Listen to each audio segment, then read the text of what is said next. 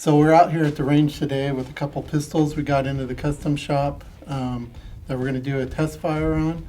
The first off is a 1911 that came in really bad shape. It's a pretty nice one. It's a United States property engraving on it, and but we had to replace the barrel on it, the thumb safety, hammer, sear, and some other parts. And we're just doing a test fire on it to make sure it functions good before we do any kind of restoration work on it.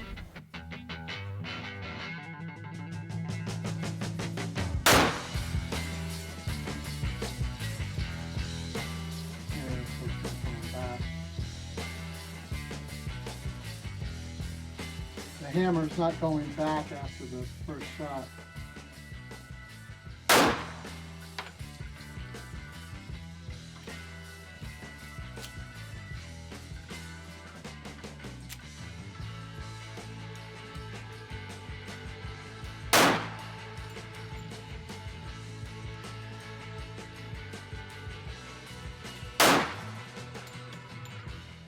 The 1911 is shooting fine. The recoil's good on it and everything. It's just we got a little bit more work to do on it because the hammer's not coming back after the first shell fires. So we're gonna have to do a little bit more work on the internals, the sear, and just to where that hammer's locking back after the first shot. The second one we have today is a Colt Diamondback in .22 long rifle that came into the shop. It's not going to be a restoration because it's in good shape, but it's got light primer strikes or rimfire strikes is what the customer's telling us. So it came in for repairs. So we're going to test fire it, see how it actually shoots, and then kind of see where we need to go from there as far as the repair work.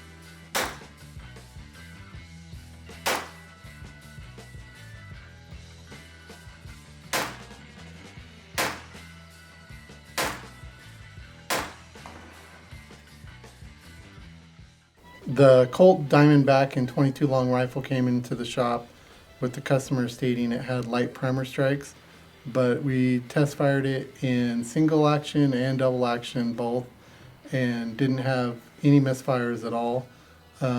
So it's probably going to end up being an ammunition that the customer's using is a lot of times why you're going to get a light primer strike. The strikes on all the casings that we pulled out were nice and deep. So I'm not sure what kind of ammunition the customer's using, but it's most likely an ammunition issue.